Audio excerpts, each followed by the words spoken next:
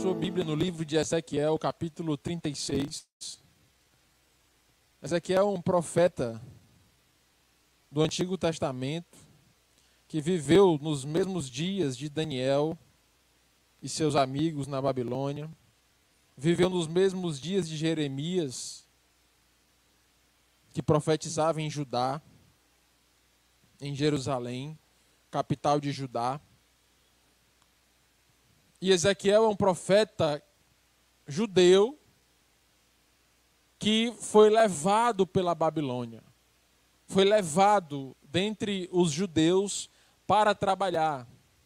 Ezequiel era um homem íntegro, um profeta cheio do Espírito Santo, ao qual o Senhor revelou visões, segredos do céu, que estavam por vir naqueles dias, coisas que iriam acontecer naqueles dias, coisas que aconteceram depois daqueles dias, e eu digo mais, o Senhor revelou ao profeta Ezequiel coisas que ainda vão acontecer. Coisas que ainda vão acontecer. Ezequiel viveu aproximadamente 550 anos antes de Cristo, e nós estamos já no ano de 2020, e nós estamos vendo resultados, frutos, consequências das profecias de Ezequiel nos dias de hoje. Olha como a palavra de Deus é maravilhosa. E ele viveu em dias muito difíceis. Ezequiel, ele viveu a transição de Israel, de Jerusalém, da capital Judá para a Babilônia. Ele viveu em Jerusalém nos dias maus, nos dias em que o povo de Deus estava em pecado, nos dias em que a glória de Deus não era mais vista em Israel. O profeta Jeremias ficou ali anunciando que se o povo não se arrependesse, haveria um tempo de cativeiro. Se o povo não se arrependesse, haveria um tempo de saída para a escravidão. E aí o povo não se arrependeu, de repente vem a Babilônia na figura de Nabucodonosor e seus soldados. E por três vezes, ele saqueia Israel. Saqueia financeiramente, saqueia nos seus bens, saqueia no seu material humano. Na primeira vez ele leva Daniel, seus amigos e os príncipes. Na segunda vez ele leva os trabalhadores, e Ezequiel foi na segunda vez. E na terceira vez ele leva todos, deixando somente os mendigos, os doentes, os enfermos. Ele leva todo Israel para Jerusalém. Na terceira vez, ele não satisfeito em levar todo o material humano de Israel, ele vai e destrói o templo. Ele leva o material do templo, o ouro do templo, os insumos, o material de adoração a Deus do templo. Ele queima as portas e derruba os muros. E Ezequiel é levado não ao palácio. Daniel estava no palácio de Nabucodonosor. Daniel e os príncipes foram levados a cargos nobres, cargos de governância, cargos de decisões importantes. E o Senhor foi dando graça a Daniel na revelação do sonho de Nabucodonosor, e ele foi crescendo politicamente na Babilônia de tal forma que 3 reinos se passaram naqueles tempos, e Daniel foi governador nos 3 reinos. Então homens chegavam, tiravam os líderes, e Daniel ia permanecendo no reinado de Nabucodonosor, depois no reinado de seu neto, que assumiu no seu lugar, depois no reinado Medo-Persa, e depois no reinado persa, com a figura do rei Ciro. Mas Ezequiel não. Ezequiel foi levado a um campo de trabalhadores na beira do rio Quebar. Era um rio, grande rio, que ficava ali, que abençoava ali a Babilônia, que irrigava a Babilônia. E na beira desse rio se faziam telhas e tijolos. E Ezequiel ficava lá, pegando barro do rio e fazendo atividades ligadas ao rio Quebar. E foi na beira do rio Quebar que o Senhor abriu os céus para a vida de Ezequiel. Foi na beira do rio Quebar que o Senhor mostrou a ele rodas de fogo. Foi na beira do rio Quebar que o Senhor mostrou a eles o trono de Deus e os seres viventes. Foi na beira do rio Quebar que o Senhor mostrou a ele o vale de ossos secos. Foi na beira do rio Quebar que o Senhor revelou a ele o céu, a terra, o que havia acontecido, o que iria acontecer e o que ainda não aconteceu. O Senhor se revela no palácio e o Senhor se revela na beira do rio. Ei, aonde você está, pode haver revelação de Deus. Em que momento histórico da sua vida você estiver, creia, o Senhor pode falar contigo, desde que você esteja no rio, ligado com o céu. Desde que você esteja no palácio, mas ligado com o céu. Quer você esteja onde você estiver, esteja ligado com o céu, porque no céu há revelação, no céu há segredos que o Senhor quer dizer. Está lá em Jeremias, Jeremias vê o mesmo contexto, e tudo parecia que ia de mal a pior, mas o Senhor disse a Jeremias, Jeremias clama, Jeremias te mexe, Jeremias pede, porque eu te mostrarei coisas grandes, eu te mostrarei as coisas ocultas, eu quero mostrar as coisas ocultas, eu quero te contar os meus segredos.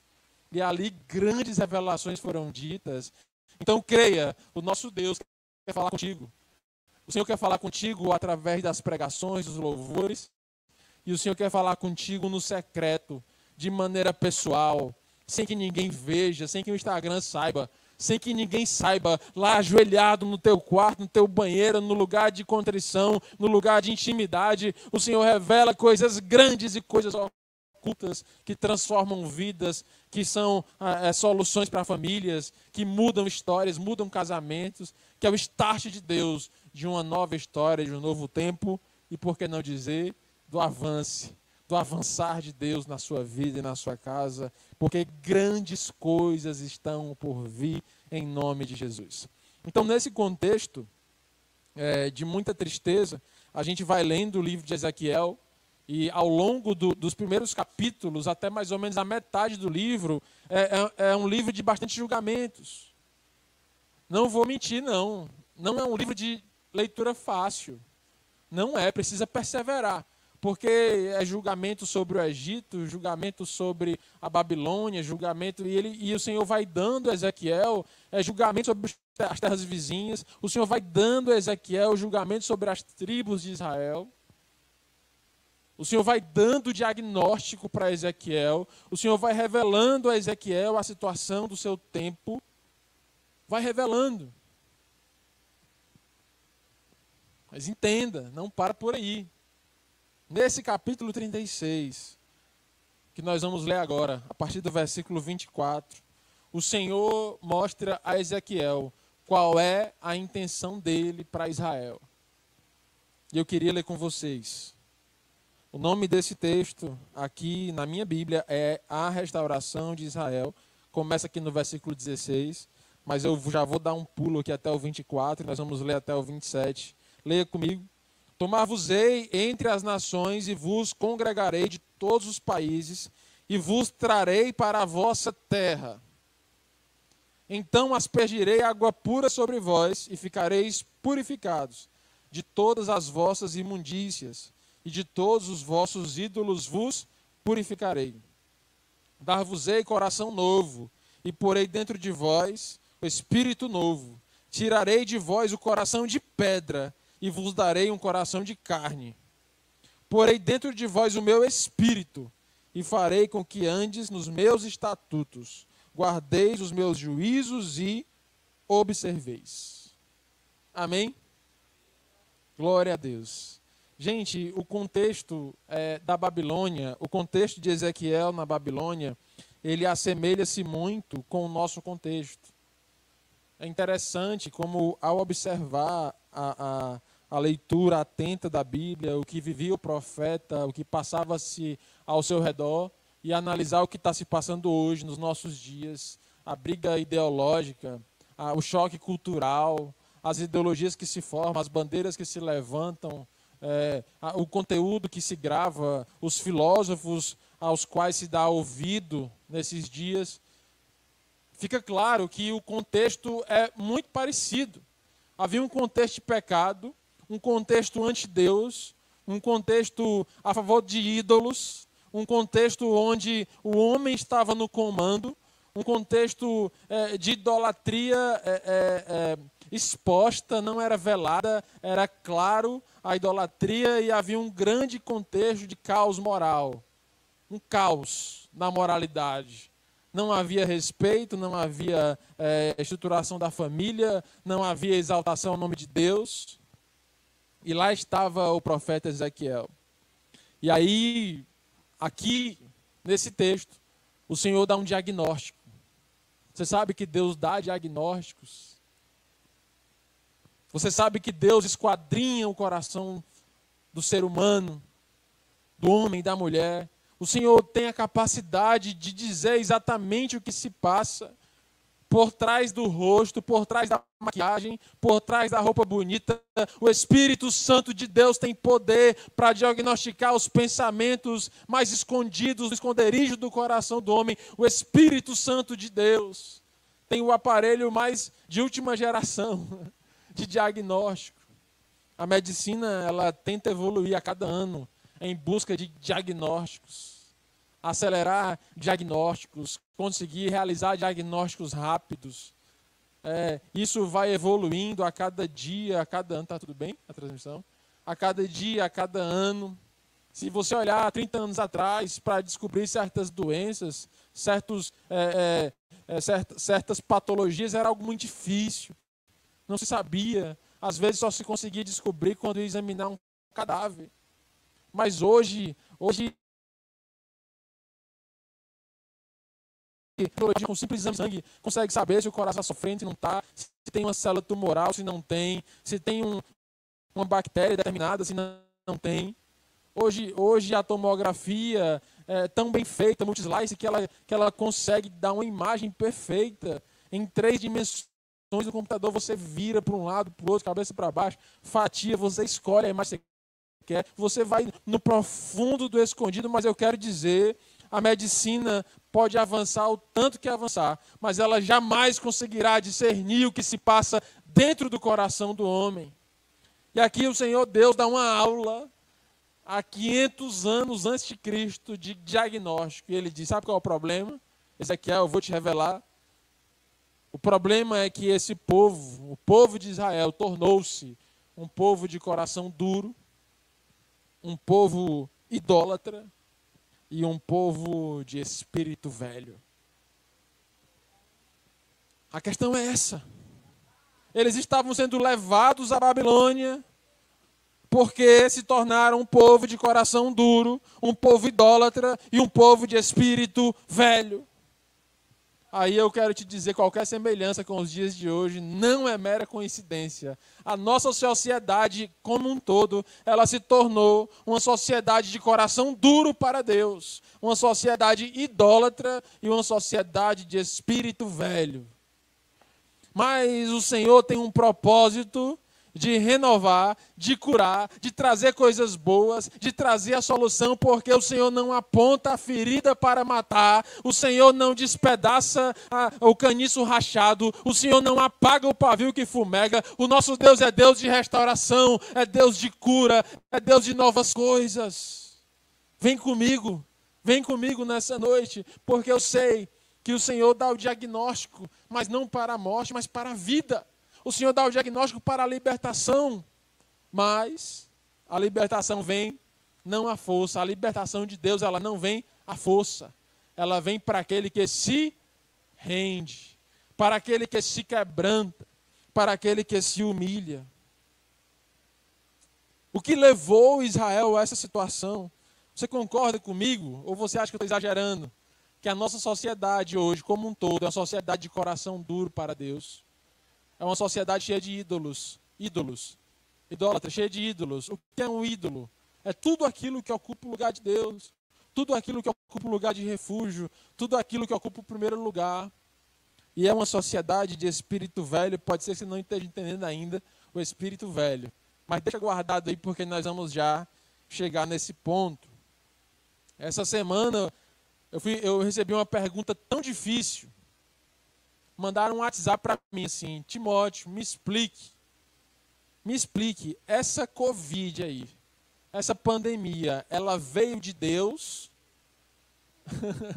ou ela veio do Satanás, ou ela vem do homem? Pergunta fácil, né? Tava para começar o culto, aí meu celular toca, mensagem, aí quando eu vou escutar, por favor, Timóteo, responda aqui essa pergunta. Esse Covid que a gente está vivendo hoje, esse mal que a gente está vivendo, ele vem de Deus como castigo, ele vem de Satanás como uma maneira de destruir a humanidade, ou ele é fruto do homem e a sua maldade? Eita! Aí eu disse assim, olha, essa pergunta não se responde rapidamente. Então, eu disse igual o pastor Wesley, se aveste não, eu vou responder, só não é agora, mas eu vou responder. E aí, quando eu estava mais calma, com mais tempo, aí eu respirei fundo e gravei um áudio de mais ou menos uns 6, 7 minutos, quase um podcast. Eu disse, olha, desculpa, o áudio vai ser grande, porque é um tema profundo. E aí você deve estar curioso sobre a minha resposta, né? Mas eu não vou dizer não, tá? Quem quiser, tô brincando, eu vou dizer. O fato é que os males que nós vivemos hoje, eles são todos frutos desse diagnóstico aqui de Israel. São frutos de um povo que está com o seu coração duro. Um povo que está colocando ídolos no lugar de Deus. E um povo que tem seu espírito velho. Aí você pode perguntar, prove, eu provo. Sabe quais são as teorias? Teorias da pandemia. Não, mas nem gostando de falar, igual o pastor, não quero mais nem falar nisso. Mas só para contextualizar aqui essa parte da pregação. As teorias é que ou foi Deus que castigou o homem, né? Teorias. Deus castigou o homem pelo pecado que chegou aos céus. Uma terra caótica que desagradou a Deus. Outra teoria foi um acidente. Num laboratório X, foi um acidente. Vazou e contaminou a cidade. Outra teoria, através de um animal, por conta do pecado do homem, desmatando a natureza, um animal silvestre veio ao contato humano e houve uma mutação. Outra teoria, o homem deliberadamente criou uma maldade e soltou na terra. Essas são as teorias. Aí eu disse no áudio, ó, a teoria é essa, a teoria é essa, a teoria é essa, a teoria é essa. Para todas elas está em comum a maldade do homem que se afastou de Deus, seja para pecar e desagradar a Deus, seja para entrar em contato com aquilo que é silvestre sem respeitar a natureza, seja para deliberadamente criar um mal e soltar na humanidade. O homem tem vivido nessa terra as consequências de seu mal, o esfriamento espiritual, o caos moral que nós vivemos em sociedade não é por causa da pandemia, não é, já estava antes. O contexto de escravidão e de pecado não é o causador do coração duro. O coração duro é que colhe amargos frutos da distância do seu Deus. A escravidão é o fruto amargo do coração que se distancia de Deus. A frieza da brasa é o fruto amargo por ter se distanciado da fonte do fogo. A dureza do coração, ela se dá quando há uma distância entre criatura e Criador. Quando se vira as costas para Deus. Quando se abre o coração para coisas que não são Deus, que não vêm de Deus. Para aquilo que é anti-Deus, anti-Bíblia, anti-palavra. Eu quero te convidar nessa noite, com todo o amor que eu tenho a você, a caminhar comigo, conosco por essa palavra. E a caminhar não com uma postura arrogante de dizer assim, nós vamos hoje ser os caçadores do pecado alheio, apontadores do pecado do outro. Não. Que a gente caminhe por essa pregação nessa noite, tentando achar em nós caminhos maus, tentando achar em nós pensamentos, atitudes de quem está com o coração duro, porque eu sei que nessa noite o Senhor vai transformar corações de pedra em corações de carne. Eu sei que nessa noite o Senhor vai realinhar os corações. Eu sei que nessa noite, para o coração daquele que crê, o Senhor vai trazer uma porção de cura, um coração endurecido vai ser livre nessa noite, livre para bater, livre para empurrar o sangue, livre para dar vida ao seu corpo, livre para se alegrar na alegria da vida, livre para correr, livre para se acalmar. Um coração endurecido é uma das emergências médicas mais difíceis de se resolver. Um coração duro. Há uma camadinha que envolve o coração chamada pericárdio. Você sabe aquele rolopac que você enrola lá, aquela comida que sobrou do almoço, um queijo, um negócio? É como se fosse aquilo. Só que é uma camadinha mais grossa, feita como um saco que envolve o nosso coração. E entre esse pericárdio e o nosso coração, há um líquido tão óleo, um óleozinho que fica lá lubrificando e deixa o coração correr, deixa o coração se contrair, se dilatar e fica lá 70 a 80 vezes por minuto, 60 minutos por hora, 24 horas por dia, 7 dias por semana, 4 semanas no mês, 12 meses por ano. Os anos de vida que você tem está lá firme e forte, batendo o coração. Mas de repente, um vírus, uma bactéria, um corpo estranho invade esse espaço, que é um espaço santo. Na medicina, sabe o que é um espaço santo? É um espaço asséptico, é um espaço onde bactéria não chega, é um espaço onde não tem espaço para o mal, é um espaço limpo, é límpido, não tem mau cheiro. Mas algo invade esse espaço e ele começa a roubar esse óleo. Ele começa a engrossar esse tecido e o coração não consegue mais relaxar. O problema é que o coração contrai, mas não relaxa. E o coração fica duro e ele não consegue relaxar. E olha, na hora que ele relaxa, é na hora que o sangue vem. E na hora que ele contrai, é na hora que o sangue vai. Mas como é que o sangue vai se o sangue não vem? Se ele não relaxa para o sangue vir, ele bate no seco. Não tem mais sangue para ir. E aí há uma situação chamada tamponamento, tem que abrir o peito, tem que pegar uma tesoura, tem que cortar o saco, tem que trazer vida. Ei, igreja do Senhor, como é que está o teu coração? Será que há algo te impedindo de relaxar na presença do Senhor? Será que algo roubou o teu óleo que lubrifica o teu coração? Será que algo roubou a tua capacidade de se alegrar, de ter um coração que é obediente à palavra de Deus, que se acelera no ritmo de Deus, que se relaxa na calma do Espírito Santo, que se move, que vai e que vem, que impulsiona, que se move? Será que algo aconteceu? Timóteo, quais são os sinais disso? Tem muitos. Um coração duro, ele é insensível. Um coração duro, ele se irrita. Um coração duro não suporta uma live. Um coração duro não suporta ajudar ninguém. Um coração duro só pensa em si mesmo. Um coração duro se irrita com as coisas de Deus. Um coração duro é aberto para as coisas do mundo, mas é irritado para as mínimas coisas do céu. Ei, se você está com algum desses sintomas nessa noite, assim diz a palavra de Deus, e eis que eu transformarei todo o coração de pedra em coração de carne nessa noite, assim diz o Senhor. Mas para quem corações? Corações que guardarem a minha palavra. Corações, está aqui no versículo 27, que andam nos meus estatutos, que guardam os meus juízos e os observam. Há um critério aqui.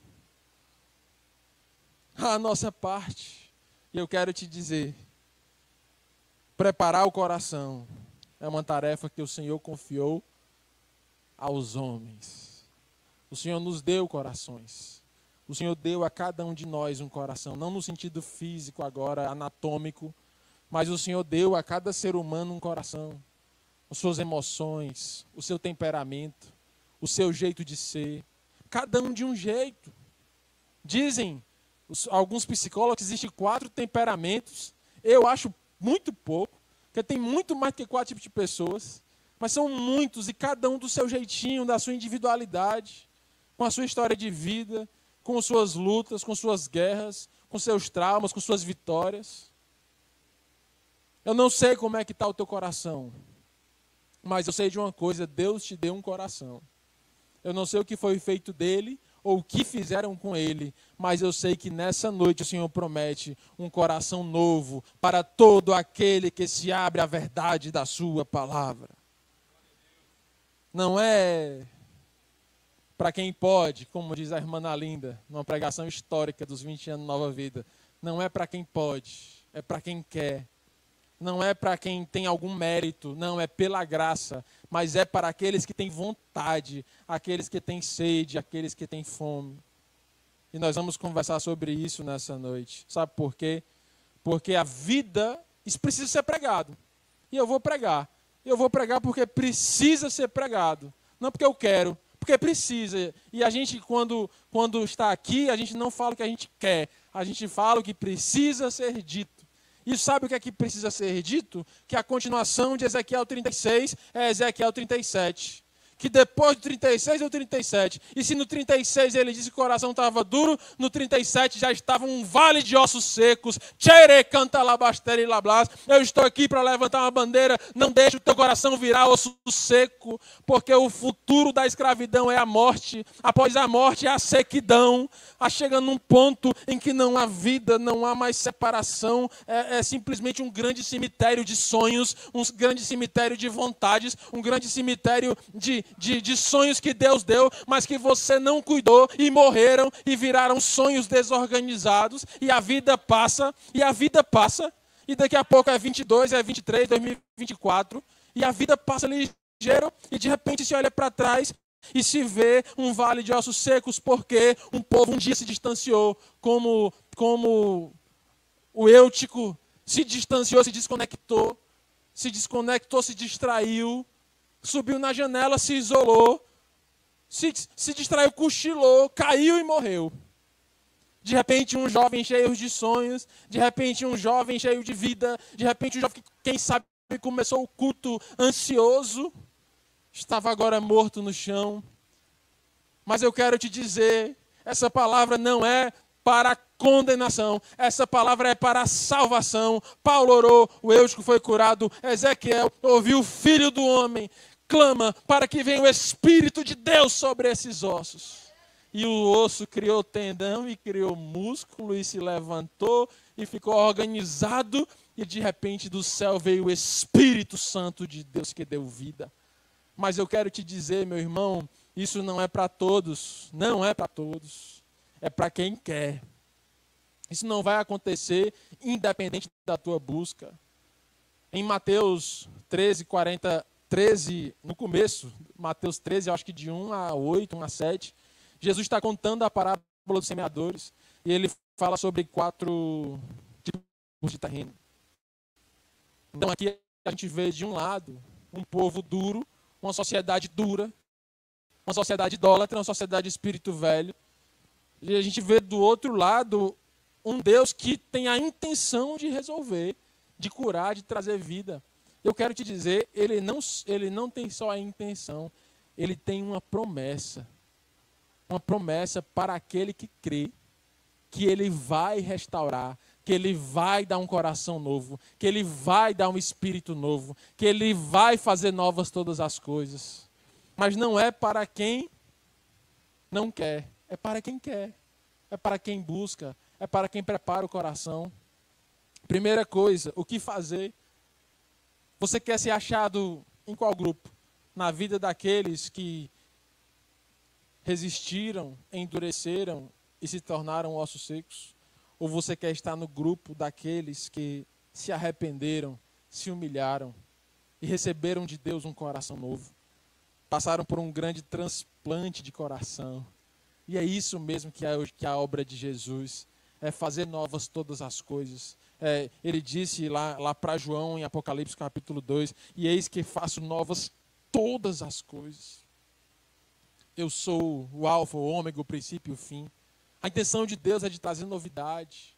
E a novidade do coração, das raízes, das emoções. Trazer salvação, trazer vida. Entregue o seu coração a Jesus nessa noite. Entregue o seu coração. O que fazer?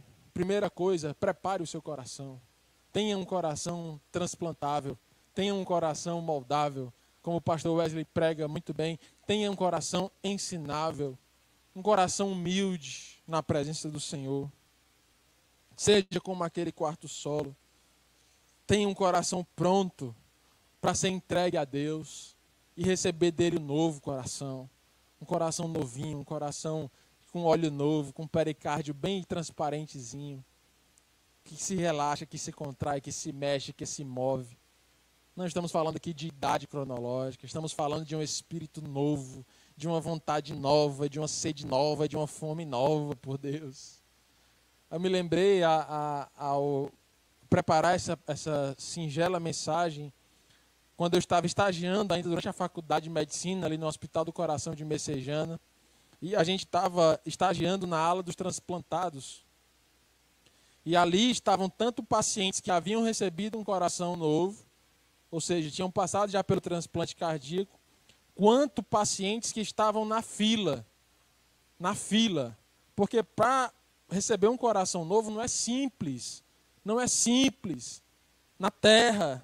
Para receber um coração novo da terra não é simples. Tem que preencher uma série de critérios. Tamanho, altura da pessoa, idade, tipo sanguíneo, vários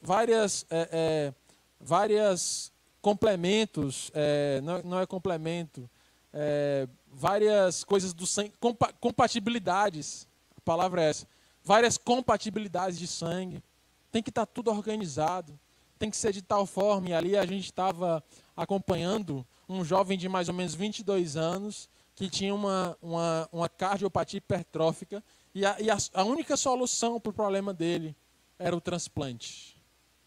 E ali ele foi internado, porque ele agravou, mas havia uma possibilidade de um coração novo para ele.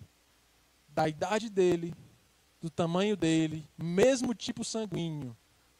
Na hora que ele estava internado, olha, tudo parecia que ia dar certo. E ali o staff, que é o chefe da equipe, entregou para a gente os pré-requisitos. Vão lá, preencham, conversem, chame a mãe dele, chame a família, precisa estar tudo preenchido. Se um desses itens não tiver preenchido, ele não vai receber o coração. E ali a gente foi conversar, e ao conversar, nós descobrimos, numa conversa, com toda uma tática, sem que ele soubesse a resposta adequada, nós descobrimos que nos últimos 6 meses, para falar mais a verdade, no último mês, ele tinha usado droga.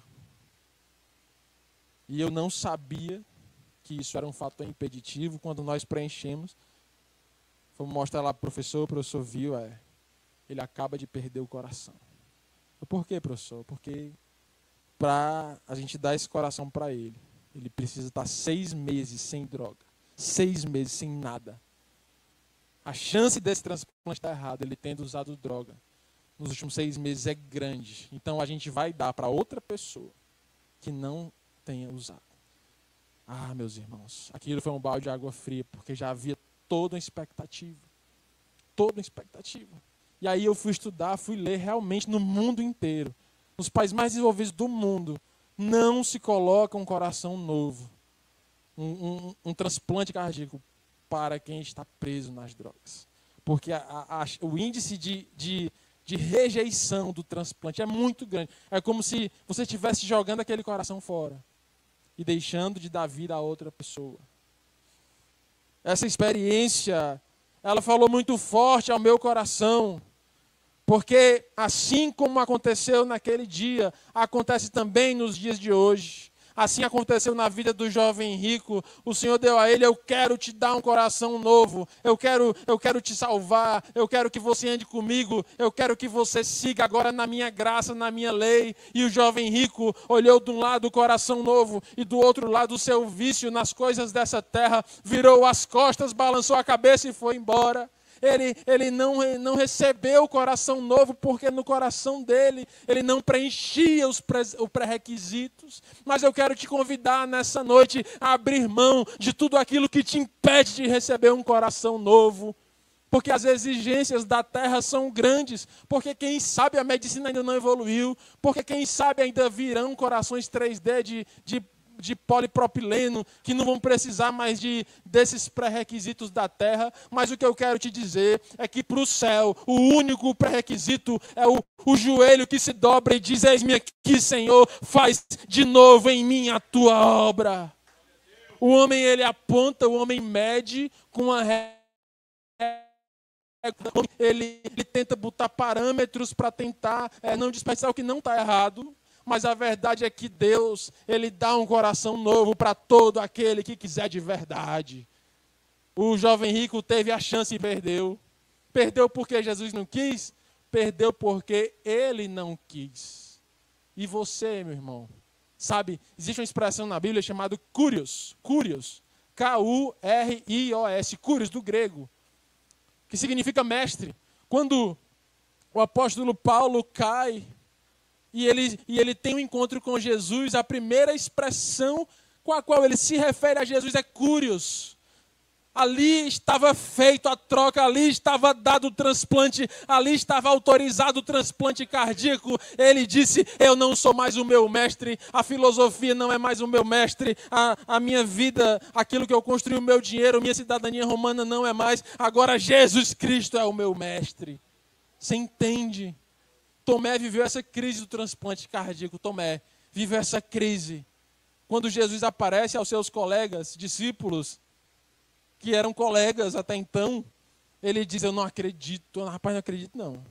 Acredita não, Tomé, mas ele veio, a gente viu. Ele estava com a gente. Não acredito. Rapaz, eu não acredito. Não acredito. Aí saiu triste, né? Chateado, chutando as pedras pelo meio do caminho. Aí a Bíblia fala que uma semana depois, durou a crise de Tomé. Uma semana depois, ele estava lá com seus irmãos. E aí Jesus aparece para ele de novo. E aí ele chama, é a primeira pessoa na Bíblia, a primeira pessoa no Novo Testamento a dizer, tu és Jesus. Ele diz assim, tu és Deus. O primeiro a chamar Jesus de Deus. Até então, o máximo foi Pedro que tinha dito, tu és o Filho do Deus vivo. Quando Tomé,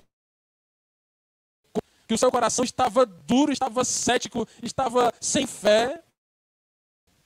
Mas agora, ao ver Jesus, ao ver as marcas, ao pegar, ele disse, tu és Deus, a Trindade se revela, eu não creio só mais que tu és o Filho, tu és o próprio, tu és o Espírito, tu és tudo que eu preciso.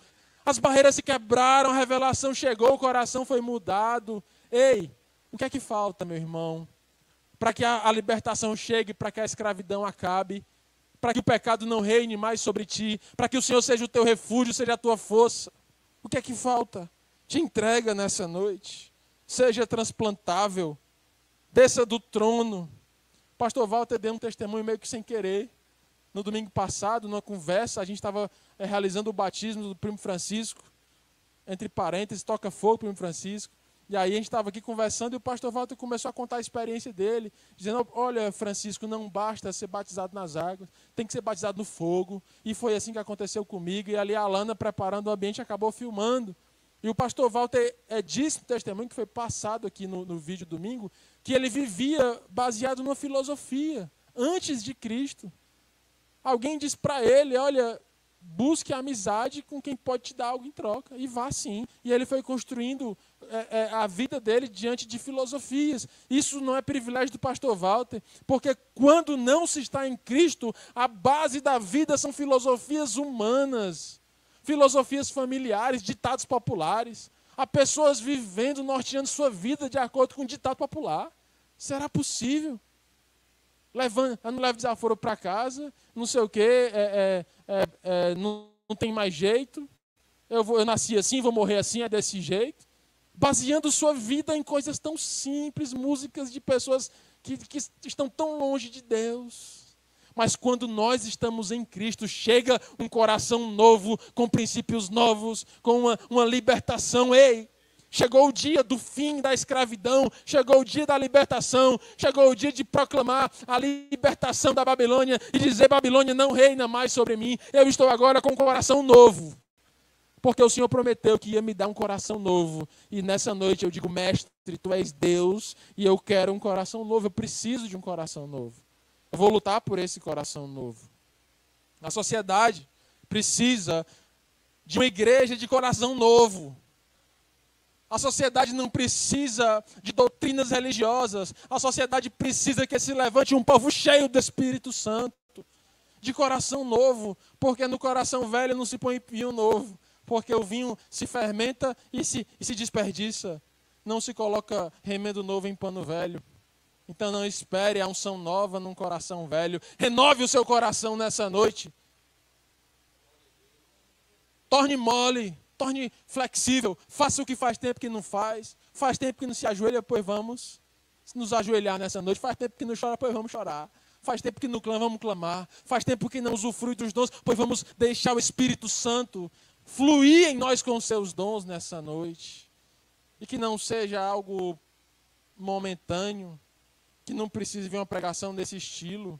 Não, mas que seja algo diário. Uma decisão tomada. É decisão. É decisão. Não é emoção. É decisão.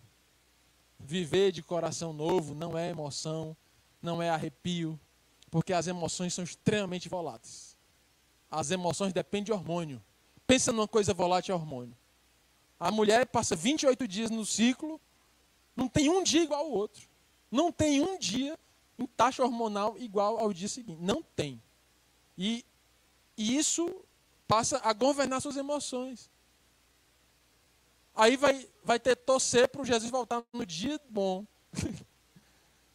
Não entregue a novidade de Deus na sua vida nas mãos das suas emoções. E da mesma forma também ao homem. As emoções do homem dependem da circunstância. Se está tudo bem, ok. Se está tudo mal, tudo mal. Nada bom, nada presta. Jesus não me ama. Ei! É tempo de decidir de uma vez por todas ter um coração quebrantável, ter um coração transplantado, um coração novo na presença do Espírito Santo de Deus. É preciso, porque o dia mal vem e o que ele encontrará em nós. O dia mal chegou na vida de Jó e encontrou uma palavra: o meu Redentor vive e no fim se levantará o Senhor. Esse é um coração novo, é um coração de fé renovada. É um coração íntegro, inteiro na presença de Jesus. No dia bom e no dia mau. Decida. Uma vez só. Essa palavra é interessante. Perguntaram a uns puritanos num país do norte da Europa, pastor Wesley, por que a igreja deles era sempre cheia, nos domingos. E eu li isso num livro, um dia desse. Li no livro, Alana. Perguntaram aos puritanos, por quê? Que a igreja de vocês todo domingo é cheia. E por que no dia de neve as outras igrejas são vazias, no dia da chuva a igreja não vai gente, o pessoal fica em casa, não consegue ir, e na de vocês está sempre cheia. Sabe qual foi a resposta do pastor lá puritano? Ele disse, porque aqui nós decidimos ir para a igreja somente uma vez. A gente se converte e decide, eu preciso estar na igreja. Aquela decisão, ela é independente da neve, independente da chuva, independente das circunstâncias. Se você deixar para decidir ir para a igreja no dia do domingo, você vai ter dia que vai ter dia que não vai. Se você deixar para decidir ser fiel à sua esposa todo dia, vai ter dia que você vai ser fiel, mas pode ter o dia que você não vai ser fiel. Há decisões que devem ser tomadas só uma vez. Eu decidi ser fiel à minha esposa para todo sempre. Eu decidi ser fiel a Jesus para todo sempre. Eu decidi estar na igreja para todo sempre. E decidi. Ter o coração novo é uma decisão, não é arrepio, não é acampamento. Nós estamos vivendo claramente isso nesses dias. Uns dias em que não dá para ficar tão perto, dias que não dá para marcar convivência, confraternização, detox, acampamento. As nossas programações presenciais foram todas comprometidas. Mas eu quero dizer, não faltou palavra, não faltou unção, não faltou alimento, não faltou, mudou o modo. A unção é a mesma. Se duvidar até maior, porque houve mais busca, mais clamor por aqueles que quiseram. E nós temos testemunhos, sim, de famílias que se entregaram mais, que buscaram mais, pessoas que cresceram mais na adversidade, na luta. Como diz a palavra de Deus em Provérbios, há mais sabedoria no luto do que na casa da festa, na casa do velório. Sabe por quê que tem mais sabedoria lá? Porque tem reflexão, tem crescimento, na adversidade. Na alegria são tapas nas costas, vai lá, está tudo bem, voa, foguete não tem ré, a expressão do tempo. Mas na casa do luto, a reflexão, a bases que se alargam ao irmão que chega, aos ombros que não nos deixam, a lágrima que é enxugada, e ali há uma renovação do ânimo, do coração novo que está em Cristo Jesus. É desse jeito. Segunda coisa, para a gente terminar, derrube os ídolos. Deus disse, olha, vocês estão pecando porque estão idolatrando. Tem escravo porque está idolatrando. Uma geração idólatra. Foi por isso, Ezequiel. Quem sabe, Ezequiel, o pastor Walter não ia recebendo notícias de Israel. Cartas. Está piorando. Ezequiel, quando você estava aqui, ainda tinha pelo menos o templo de pé. Agora, as pedras foram derrubadas, as portas queimadas. Ezequiel, homem, pelo amor de Deus. E quem sabe a cabeça do profeta foi entrando em crise, eu imagino. Senhor, por quê? Cadê a glória de Davi? Cadê a glória de Moisés? Cadê as promessas de Abraão? E aí o Senhor dá o diagnóstico e dentre eles está lá a palavra idolatria. Isso precisa ser pregado. Precisa ser pregado. A briga contra a idolatria, a guerra contra a destruição dos ídolos, ela era uma das primeiras atitudes quando alguém se levantava em avivamento. Rei Josias achou a palavra. Foi o que ele fez? Derruba os altares a Baal, porque essa terra é terra do Deus vivo, o qual não pode ser feito imagem. Gideão escuta a voz do anjo, vai em guerra contra Midian, os midianitas, e a primeira coisa que ele faz, mesmo que de madrugada, é derrubar os altares de Baal. E no outro dia botaram o nome dele de Jerubaal, dizendo que Baal te julgue. E o que foi que Baal fez contra ele? Fez seu nada, um total de 0 coisas, porque ele prevaleceu, ele creu, ele entendeu que Deus não se pode fazer imagem, de Deus não se faz imagem, porque ele é o grande eu sou, ele está em todos os lugares. Não se faz imagem, porque dele não se esquece.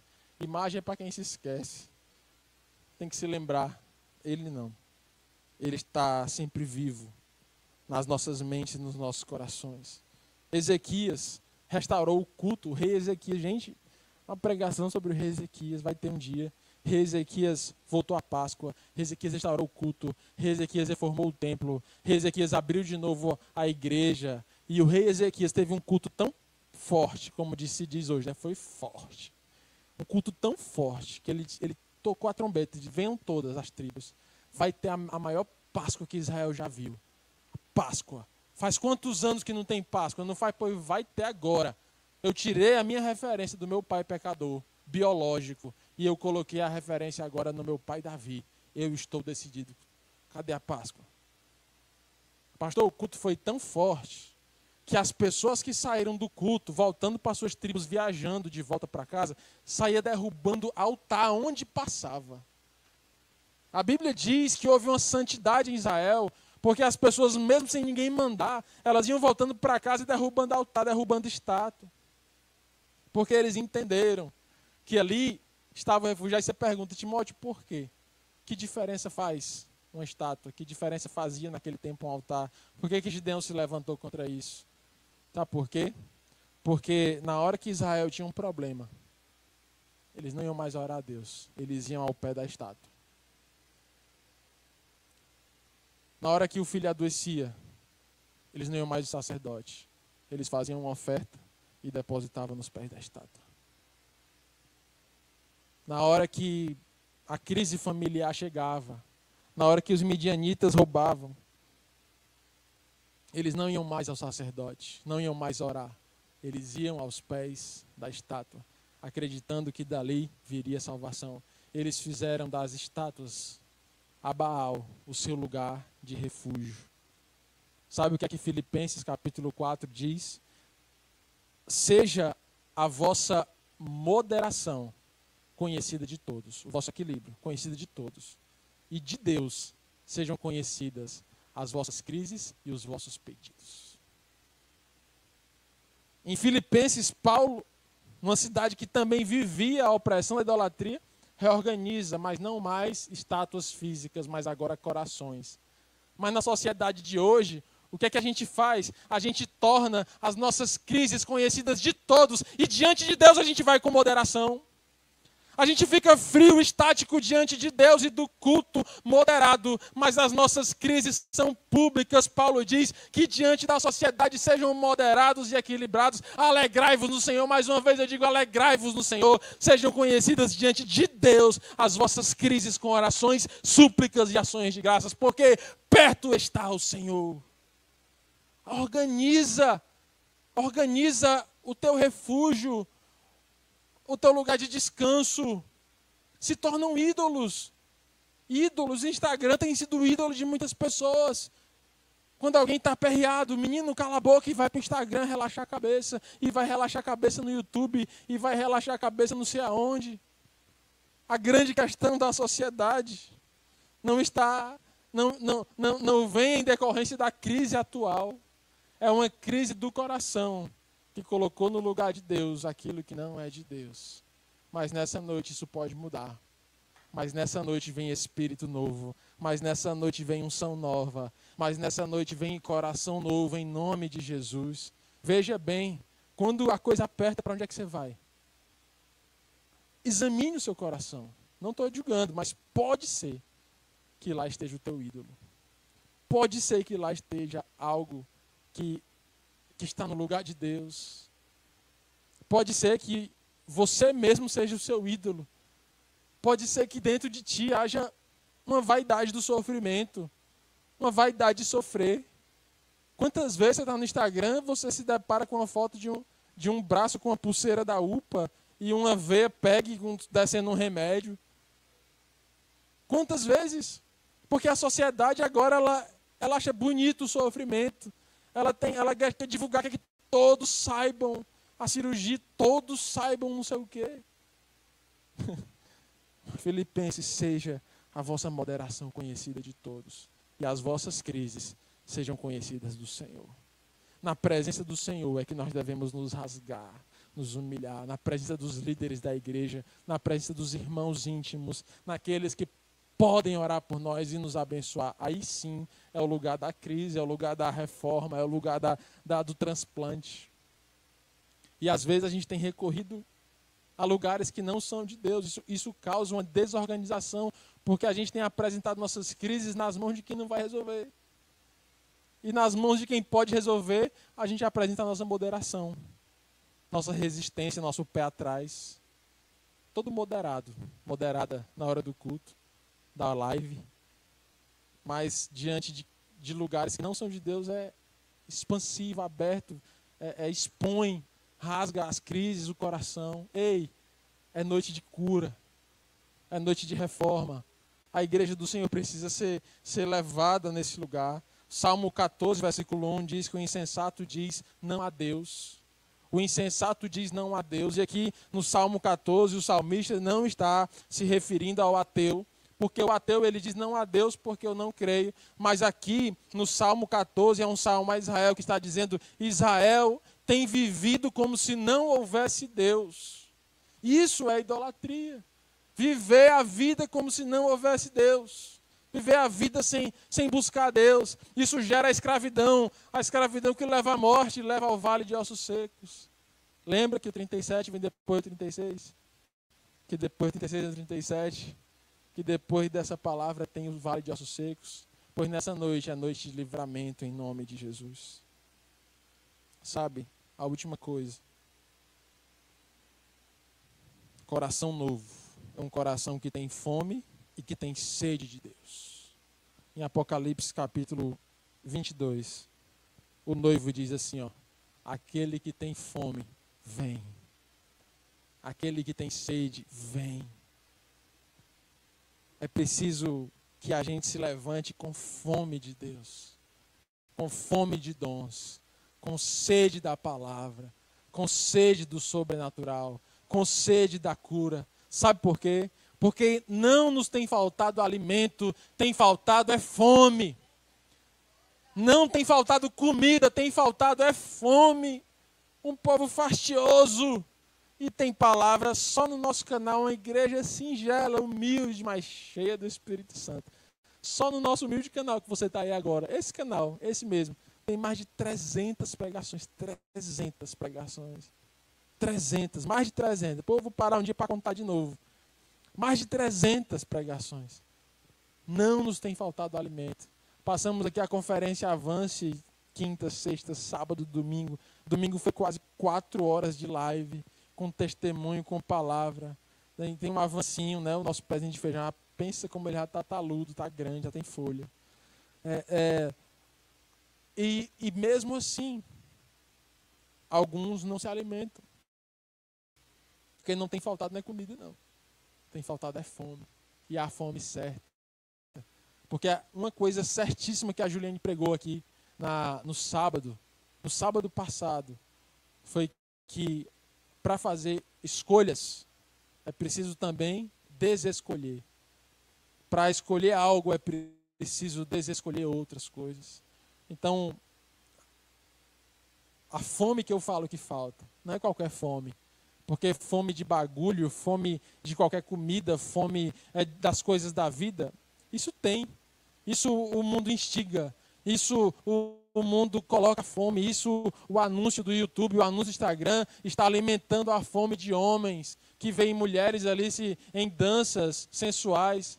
Tem alimentado no consumo, tem alimentado o coração em crises, em brigas. Você quer ter um vídeo bombando no YouTube, faz um clickbait lá de uma confusão chamado clickbait. É um título chamativo que de repente pega a pessoa na armadilha e aquele vídeo tem milhões de visualizações, porque a sociedade ela tem fome disso. Uma influencer cearense aqui foi fazer uma live para divulgar o sexo do seu bebê. E aí, mais de 4, 5 mil pessoas ao vivo para assistir e descobrir qual será o sexo do bebê da influencer. Enquanto que a palavra é pregada, a verdade é anunciada e a sociedade está fastiosa para a palavra, para a verdade, para aquilo que vem de Deus. Ei, é preciso que essa situação seja mudada, é preciso que se tenha fome de Deus, sede de Deus, porque Jesus diz, aquele que tem sede, vem a mim e beba da água da vida. E a sua sede será saciada e você não terá mais sede. E eu farei fluir de dentro de ti um rio de águas vivas. Você entende o que é isso? É a melhor água, é a melhor comida. É o pão da vida que sacia, que traz paz, que traz saciedade no coração.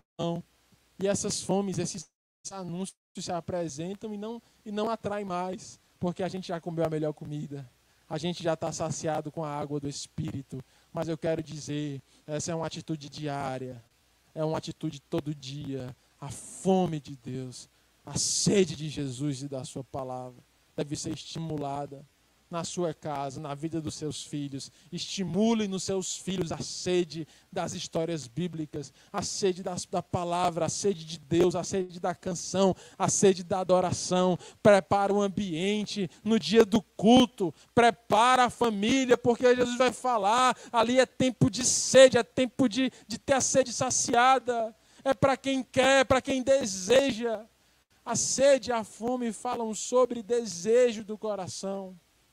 Como receber de Deus a comida da palavra se o coração está endurecido, envelhecido, comprometido? O noivo diz, aquele que tem sede, venha. Aquele que tem fome, venha. Aquele que deseja, venha.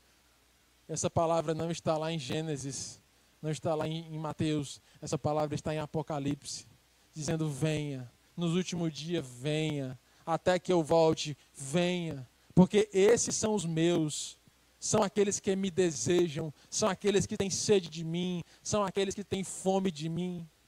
Assim diz o Senhor, em Apocalipse capítulo 22.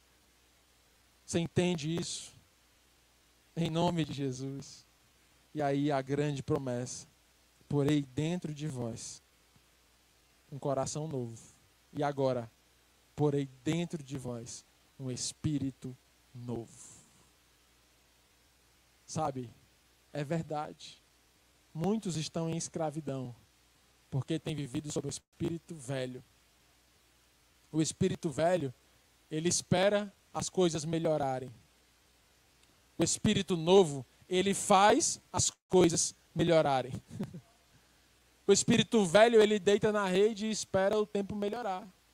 O espírito novo, ele se levanta, arregaça as mangas e diz, eu vou fazer o sol nascer. Como diz o salmista, eu farei nascer a alva, eu despertarei o sol, eu estou cheio de vontade, de vigor, porque eu tenho um espírito novo. Essa palavra é baseada no capítulo 14 do livro de Números, quando os espias chegam com ideias negativas, vendo as coisas lindas da terra prometida, mas amedrontados pelos gigantes, com medo do que iam encontrar, o medo da morte, o medo. Eles tinham acabado de atravessar o Mar Vermelho, eles tinham visto as 10 pragas, eles tinham visto o mover sobrenatural de Deus, mas eles agora estavam com medo. Mas a Bíblia diz no livro de Números que Deus achou em Caleb um espírito novo, Deus achou em Caleb um outro espírito. Eu quero te perguntar, quando Deus olha para ti nessa noite, que espírito que Ele acha em ti, diante das lutas, da dificuldade, que espírito que Ele acha em ti? A Bíblia diz que Caleb herdou um monte Hebrom, porque Deus achou nele um outro espírito, um espírito diferente do espírito velho do mundo. Ali havia algo novo. Ali havia agora um exército, os sonhos envelhecidos no espírito velho que diz assim: tem mais jeito não, eu já está passando meu tempo já passou, já me resistiram, já não quiseram quando eu quis, agora quem não quer sou eu. Isso é espírito velho, é sonho velho, é osso seco. Mas o Senhor diz: filho do homem, profetiza e virá dos céus o vento do Espírito Santo sobre esses ossos, esses corpos inestes. Porque o coração duro, ele é um corpo inerte, é o auge da morte. Você está no plantão da UTI, você fica olhando sinais de morte, frequência cardíaca, temperatura, pressão arterial, pressão média, reatividade ao estímulo, vai lá, chama, vai e acorda. Está morto, está morrendo, ei, está parando, mas chega um ponto ápice, que é a falta de reação completa e total, quando o ser humano vê que não tem mais jeito, se preenche um papel em 3 vias chamado atestado de óbito. É o papel mais triste que alguém pode escrever na vida. E carimbar: eu atesto que chegou aqui, não tem mais jeito, morreu. Chegou o ponto, sabe? Quem sabe os teus sonhos já tenham para cada um deles um atestado de óbito. Quem sabe Satanás já está com as folhas preparadas. Uma amarelinha, uma rosilzinha e uma branquinha, as 3 vias. Pá. Só esperando o carimbo do inferno. Mas nessa noite vai soprar o vento do Espírito Santo. E aquilo que era morte vai ser vida. E aquilo que era osso seco, olha o que o profeta diz: se tornou um numeroso exército em Israel. Sabe quando era que era usada a palavra numeroso em hebraico? A palavra numerosa, ela era usada quando não se conseguia mais contar. 10 não é numeroso, 1000 não é numeroso, 1 milhão não é numeroso, porque 1 milhão se consegue contar. Demora, mas consegue. Mas quando o profeta diz numeroso, significa a perder de vista. Eu não via o fim. O profeta disse: o que antes eram ossos, o Senhor fez vida. O que antes era um toco seco, no livro de Jó, o Senhor diz: ao cheiro das águas eu posso fazer brotar. Porque o Senhor rasga atestado de óbitos. O atestado de óbito de Lázaro foi rasgado. O atestado de óbito de Eutico foi rasgado. O atestado de óbito de muitos sonhos na minha vida foram rasgados. Na minha vida, sonhos, coisas que eu pensava: isso não dá mais tempo, não tem mais jeito. Não dá mais. O Senhor vai e rasga e diz: vai na fé, meu filho, porque eu sou contigo. E vai para ver se não dá certo, e vai. Aí você pensa: não, mas eu vou do meu jeito, sabe? Fui fazer a faculdade de medicina, 30 segundos, como diz a Alana. Ela disse que eu digo que ela que diz. 30 segundos, como diz a Alana. Eu passei glória, meu testemunho, assim, coisas do céu, impossível. 11 mil pessoas para 80 vagas, concorrendo com os meninozinhos de Farias Brito, Ari de Sá, 7 de setembro. O Senhor me colocou, me deu. Eu estudei, me esforcei, mas a graça de Deus me colocou ali. Aí eu fiz todos os cálculos, né, como o Anderson fala das planilhas. Aí eu disse: Alana, vai ser assim. Eu faço 2 anos, tranco 6 meses. Trabalho, faço mais 2 anos, tranco 6 meses. Trabalho, termino. Em 3 fatias vai ser a nossa. A minha mente. Calculei o dinheiro, quanto é que eu ia ganhar, plantão que ia dar para certo. Olha, meus irmãos, a cada semestre um milagre. o Senhor deu força, o Senhor deu ânimo, o Senhor enxugou as lágrimas, o Senhor deu energia, o Senhor deu combustível, e o Senhor olhou para o meu carro e disse, não vai faltar gasolina. O Senhor olhou para a minha jangadinha e disse, quem vai soprar sou eu, vai meu filho, não vai parar não. E foi 6 anos de cabo a rabo, do começo ao fim, sem interrupções. O sonho se cumpre, porque o Senhor rasga atestados humanos e o Senhor dá vida àquilo que o homem acha que já morreu. O Senhor é Deus que é Deus de vida, é Deus de vivos e não de mortos. Mas eu quero te dizer, essa palavra só se cumpre aqui no versículo 27. Eu farei isso com aqueles que guardam os meus estatutos, os meus juízos e os observam. Aqui está a palavra, está dado, está feito, acabou a pregação. Eu quero te convidar a uma postura, desse jeito mesmo, sem música, sem choros. Você quer ou não quer? Você quer? Pois venha, com fome, com sede. Sabe por quê? Porque quem está com fome não escolhe. Quem está com sede, bebe. Quem está com fome, não enjeita. Não torce o nariz, não diz eu não quero. Quem está com fome, come. Quem está com sede, bebe. Até água quente, se for preciso, porque está com sede. Quem está com sede não vai olhar, é naturágua, é só bebe naturágua lá em casa. Quem está com sede, bebe. E bebe. E bebe. E eu quero te dizer, essa água é boa.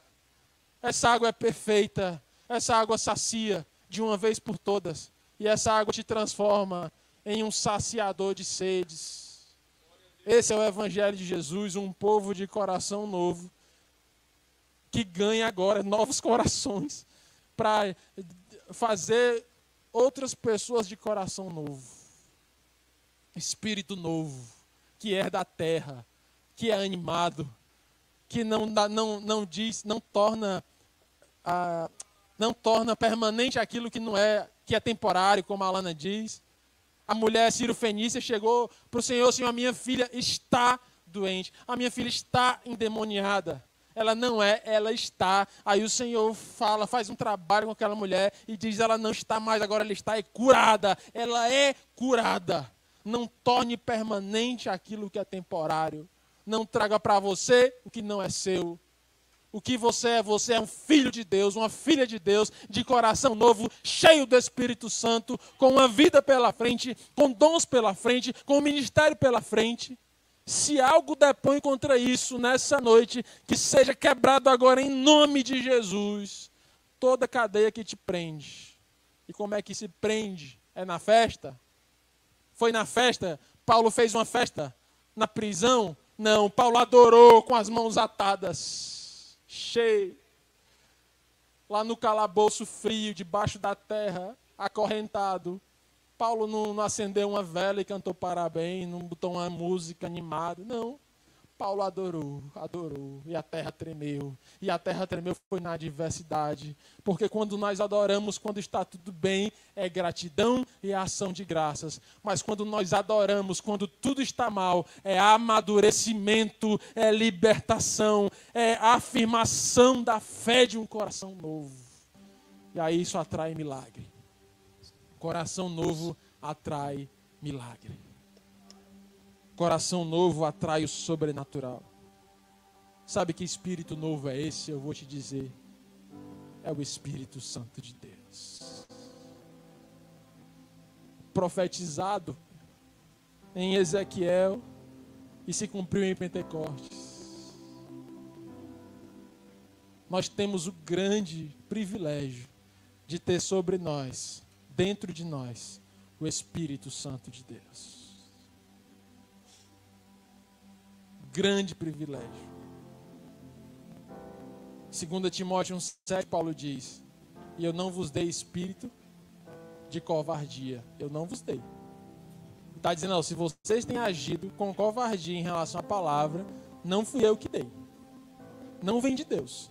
Porque o espírito que eu vos dei foi um espírito de poder, de amor e de equilíbrio. Eu vos dei um espírito de poder. Sabe o que é o espírito de poder, meus irmãos? É o espírito que faz o que a gente não pode. É o espírito que olha para o limite do homem e ultrapassa. É o espírito que diz: o homem só vai até aqui, mas não há limites para mim. E o coração novo, ele tem um espírito novo, e ele faz coisas maiores do que aquele podia, porque ele recebeu de Deus um espírito de poder.